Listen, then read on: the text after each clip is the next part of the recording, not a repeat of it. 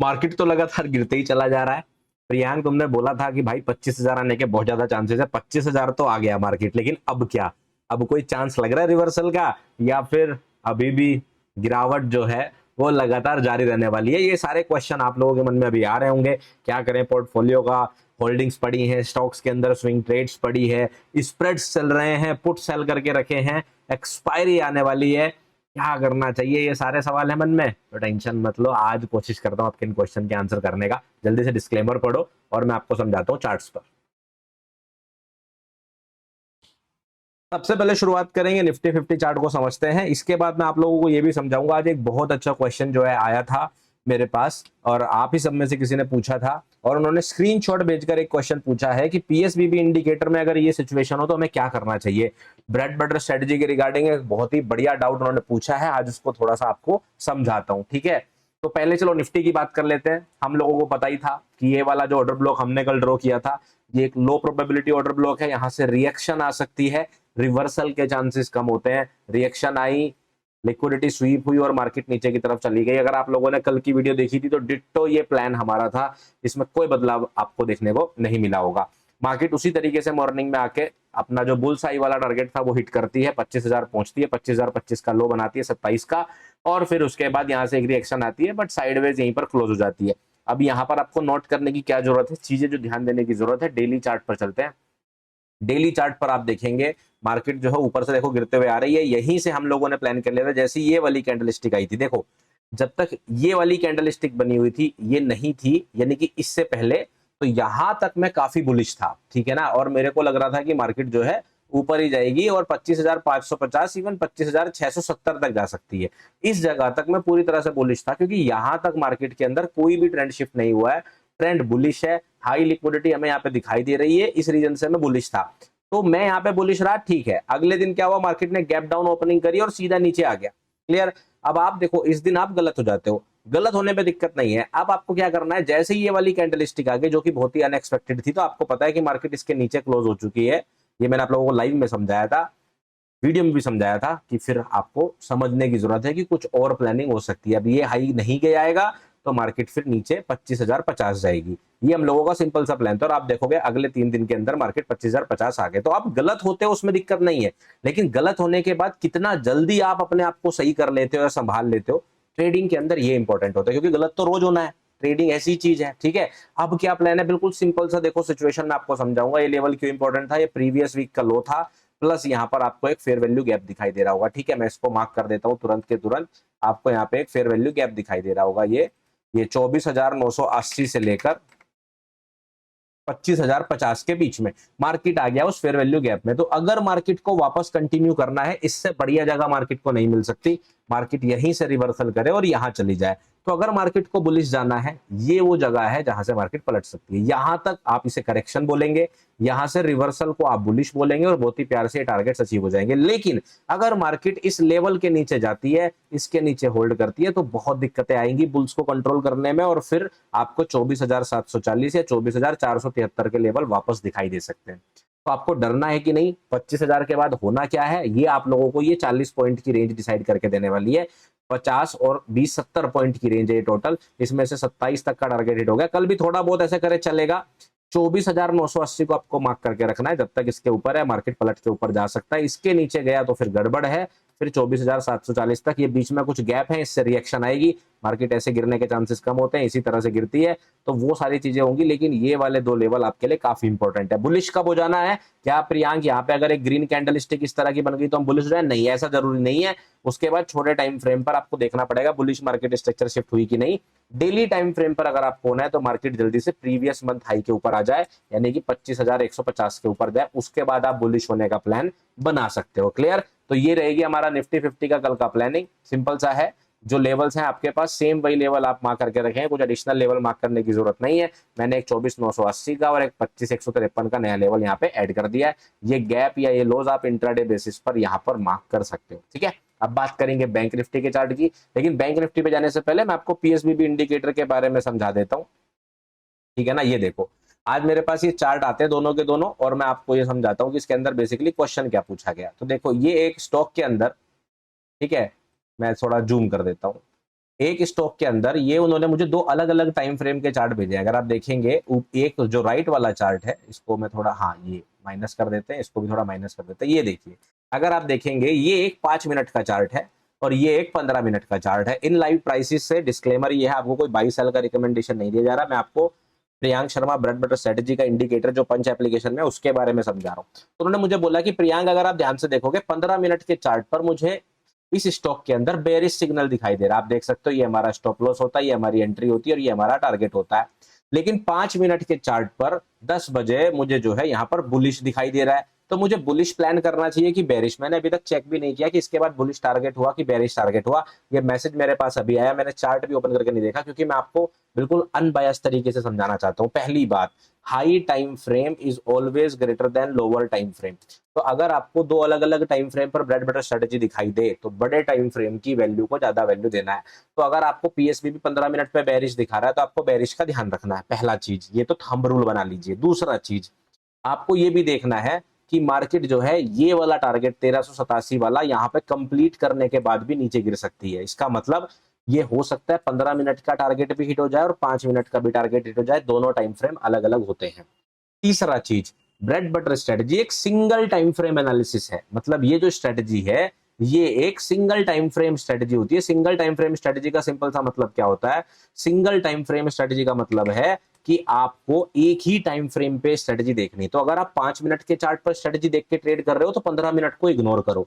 अगर आप 15 मिनट का स्ट्रेटजी देखकर ट्रेड कर रहे हो तो 5 मिनट को इग्नोर करो। आप दोनों को कंबाइन करने की कोशिश करोगे तो मोर लाइकली या तो आपकी ट्रेड्स मिस होंगी या फिर आप गलत जगह पर एग्जिट कर जाओगे। इस ट्रेड के अंदर हो सकता है मार्केट 5 मिनट का भी टारगेट अचीव कर जाए और उसके बाद भी नीचे गिर जाए।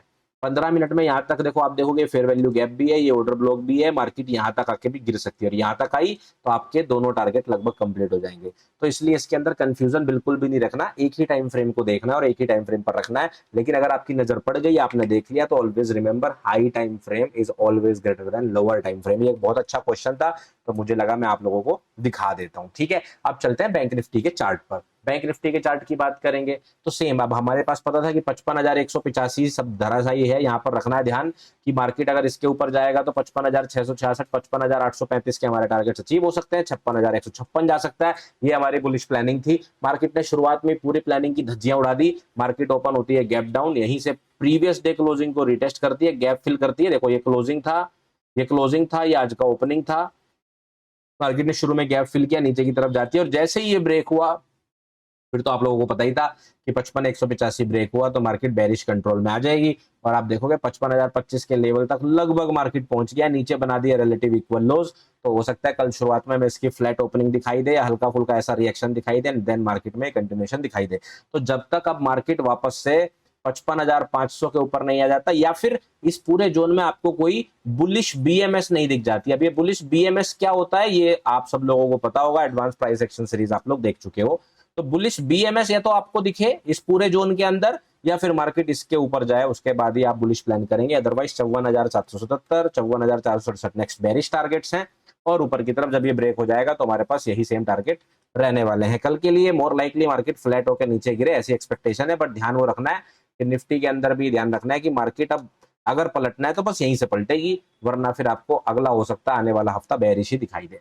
सेंसेक्स की बात करेंगे, सेंसेक्स ने भी अपना प्रीवियस वीक लो का जो टारगेट था फेयर वैल्यू गैप का वो कंप्लीट कर दिया है। अब फेयर वैल्यू गैप जो है वो इस लाइन और इस लाइन के बीच में है। मैं आपको दिखा देता हूं एक बार वीकली चार्ट पर। आप देख सकते हैं दोनों लेवल मैंने मार्क करके रखे हुए हैं। तो मार्केट को अगर पलटना है तो बस ये सही वक्त है। मार्केट या तो निफ्टी 50 की तरह यहीं से जो है पलट के ऊपर जाएगी और ये टारगेट अचीव करेगी। लेकिन अगर ये ब्रेक होता है फिर यहाँ पर जून लो यानी कि 80,354 तक कुछ खास नहीं है। बीच में आप ये छोटे लेवल इंट्राडे बेसिस पर ऐड कर सकते हैं। तो सेम प्लानिंग निफ्टी वाली सेंसेक्स के अंदर रहने वाली है। इसके बाद बात करेंगे क्रूड ऑयल की और नेचुरल गैस की। काफी दिन हो गए इसका अपडेट नहीं दिया था, 4 दिन हो गए। देखो क्रूड ऑयल के अंदर आप लोगों को मैंने वीकेंड पे अपडेट करके बताया ही था, फिर भी मैं बता देता हूँ। मार्केट आप देखोगे लगातार जो है किसी भी लो के नीचे जाने के लिए तैयार नहीं है। उसके अंदर मैंने आपको बताया था कि ये 3 रिलेटिव इक्वल लोस दिख रहे हैं, मार्केट गिर रही है। अगर वो गिरेगी इनके तीनों के नीचे तो फिर मार्केट यहाँ तक आ जाएगी। लेकिन हैरानी वाली बात यह, मार्केट ने लगातार हायर हाइज बनाए हैं, एक भी बार इसके पिछले लो को नीचे नहीं लेना चाह रही है। ये चीज बहुत ही बुलिश साइन है कि मार्केट बार बार लिक्विडिटी जनरेट कर रही है लेकिन इस तक पहुंच नहीं रही, अब्सॉर्ब करके पहले ही पंप हो जा रही है। तो इसका प्लानिंग जरूर बाद में कभी यूज होगा इसका। और क्योंकि मार्केट ने इतना बढ़िया तरीके से आपको ब्रेकआउट दे दिया है, और ये वाला जो हाई है ये एक्चुअली कलर चेंज होने से इनके ये बदल गए हैं, ठीक है। अभी 2-3 दिन के अंदर मैं सेट कर लूंगा, लाइट कलर की डार्क कलर, एक बढ़िया कॉम्बिनेशन ढूंढ रहा हूँ, ठीक है। तो ये चूंकि मार्केट इसके ऊपर आ गया है, जब तक मार्केट 56-70 के ऊपर रहेगी, आप जो ये बुलिश वाले टारगेट्स प्लान है ना, इनकी तरफ ज्यादा फोकस करोगे। जब तक मार्केट किसके ऊपर आने वाली है, ये देखो मैं सिर्फ कलर बदल रहा हूँ, लेवल सारे पुराने वाले ही हैं, ठीक है। आपको सिंपली क्या करना है, ये हाई है एक 58.28 का, ये आप 58.28 को टारगेट करेंगे और 58.65 को टारगेट करेंगे और 6046 को टारगेट करेंगे। कब तक? जब तक मार्केट 56-69 के ऊपर है। अगर 56-69 के वापस नीचे आती है, इस जोन में रखोगे साइडवेज और इसके नीचे बन जाओगे बेरिश। सिंपल सी प्लानिंग आपको रखनी है कमोडिटी के ऊपर। नेचुरल गैस की बात करेंगे तो नेचुरल गैस के अंदर भी हम लोगों का प्लानिंग सही सही चला है। मार्केट ने 271 का 80 का टारगेट, ये वाला 275 से 280 का टारगेट कंप्लीट कर दिया था, बेरिश हो गया था मार्केट। अब मार्केट ने नीचे रिलेटिव इक्वल लोज बनाए थे और मार्केट लगातार उस तरफ गिरते जा रहा है। तो प्लानिंग मेरे हिसाब से बिल्कुल सही चल रही है, इसमें कोई डाउट नहीं है। अब नेक्स्ट टारगेट जो आपको ध्यान रखना है वो 244 का है यहाँ पर। तो नेचुरल गैस के अंदर सेम प्लानिंग है जो मैंने आपको कमोडिटीज के अंदर भी बताई थी, ठीक है। तो इन सारी बातों के साथ आपको क्या ध्यान रखना है, investment in securities markets are always subject to market risk, kindly read all related documents carefully. ध्यान रखिए, सेबी आरए या एनएसएम सर्टिफिकेशन का मतलब बिल्कुल भी नहीं होता कि आपको कोई एश्योर्ड रिटर्न या प्रॉफिट की गारंटी यहाँ पर दी जा रही है। और अगर आप मुझे किसी भी सोशल मीडिया पर फॉलो करना चाहते हो तो लिंक सेवर डिस्क्रिप्शन से ले। इंपर्सनेशन से बचे, मेरी कोई इन्वेस्टमेंट या पेड सर्विस नहीं है जहां पर आप पैसे देकर खुद ज्वाइन कर सकते हो। तो इन बातों का ध्यान रखिए, अपने आप को सावधान रखिए। अब इसके साथ गोल्ड और सिल्वर के बारे में बात करने के लिए आज मैं एक्चुअली मैं आपको गोल्ड नहीं, एक्सयू यूएसडी का चार्ट दिखाऊंगा। मतलब मैं आपको बेसिकली डॉलर का चार्ट जो है वो डॉलर के अगेंस्ट दिखा रहा हूँ यहाँ पे गोल्ड को, क्योंकि मैं आपको थोड़ा समझाना चाह रहा हूँ कि आप देखेंगे जब ये पूरा टैरिफ वॉर और ट्रेड वॉर चल रहा था और जब एक सिचुएशन बन रही थी कि मार्केट में हो सकता है ट्रंप और पुतिन की बात बन जाए, और जब वो दोनों मिले भी थे लास्का में, तो ऐसा लग रहा था कि चलो ठीक है हो सकता है वो रुक जाए। तो आप देखेंगे उस बीच में ये कंसोलिडेशन, एक लॉन्ग टर्म कंसोलिडेशन और एक इसके अंदर छोटी रेंज चल रही थी जिसके अंदर लोगों को उम्मीद थी कि वॉर रुक जाएगी, वॉर रुकेगी तो ये नीचे गिर जाएगा, ये एक्सपेक्टेशन था। लेकिन हुआ क्या, ये अगस्त मिड में उन दोनों की मीटिंग हुई थी, आई थिंक 16 या 18 अगस्त को, और उसके यहाँ पर और ये हाँ यहाँ पर मीटिंग हुई। मीटिंग का रिजल्ट कुछ खास नहीं निकला और आप देखोगे उसके बाद लोगों ने पूरी तरह से पैसा गोल्ड के अंदर लगाया, सिल्वर के अंदर लगाया, क्योंकि कमोडिटीज तभी बढ़ती है जब इकोनॉमिकली वर्ल्ड वाइड सिचुएशन थोड़ी सी खराब होती हुई दिखाई दे रही हो। तो ये रिएक्शन जो है पूरा पूरा उसी चीज का है, आपको जो है सिंपली ये दिखाई दिया। तो जिनके पास भी गोल्ड होल्ड था उनको बहुत ही अच्छे रिटर्न यहाँ पे दिखाई दे रहे होंगे। क्वेश्चन ये आता है कि यार गोल्ड यहाँ पे बाई कर लें।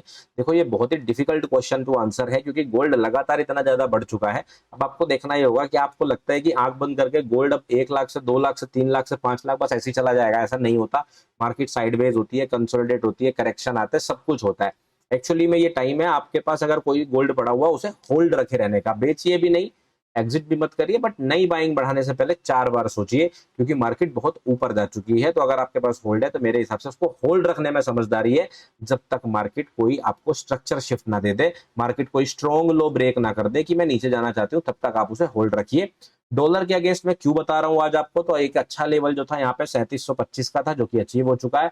अब ऊपर एक 3880 का है डॉलर के अगेंस्ट, और मुझे ऐसा लगता है मार्केट यहाँ पे 1-2 दिन करेक्शन करके इस तरह से आगे बढ़ सकती है, चांसेस पूरे है। तो जब तक ये वापस 3620 के नीचे ना चली जाए तब तक चांसेस है कि मार्केट जो ऊपर जाए रह सकती है।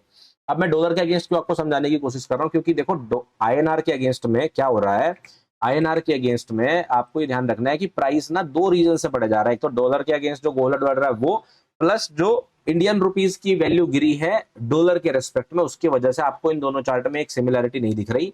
मार्केट आप देखेंगे जब यहाँ पे गोल्ड डॉलर के अगेंस्ट यहाँ पे साइडवेज था, आप देखेंगे यहाँ पे थोड़ा सा वो पहले से ही बुलिश था, इसकी वजह से यहाँ पे आपको थोड़े से एडिशनल रिटर्न्स आते हुए दिखाई देंगे। तो मैं आपको बोलूंगा ऐसे सिचुएशन में थोड़े दिन आप गोल्ड के डॉलर वाले चार्ट से देखकर भी थोड़ी हेल्प ले सकते हैं कि मार्केट में क्या चल रहा है। वही इस जोन के अंदर आप एक्सपेक्टेशन कीजिए साइडवेज कंसोलिडेशन का, और ऊपर यहाँ से जा सकता है। अगर ऊपर बढ़ता है तो एक पास में जो लेवल दिखाई दे रहा है 117,000 का दिखाई दे रहा है, तो 117,000 डॉलर के प्राइस लेवल को आप लोग मार्क करके रख सकते हैं। मैं यहाँ पे मार्क कर देता हूँ, लेकिन कोई सटीक लेवल नहीं है, और वो सटीक लेवल ना होने का रीजन क्या है, सिंपल सा रीजन है क्योंकि भाई मार्केट अभी बहुत ज्यादा बाई हो चुकी है, और इस वक्त आपको थोड़ा ध्यान रखने की जरूरत है कि नई बाइंग से बेहतर है उसको होल्ड रखना, ठीक है।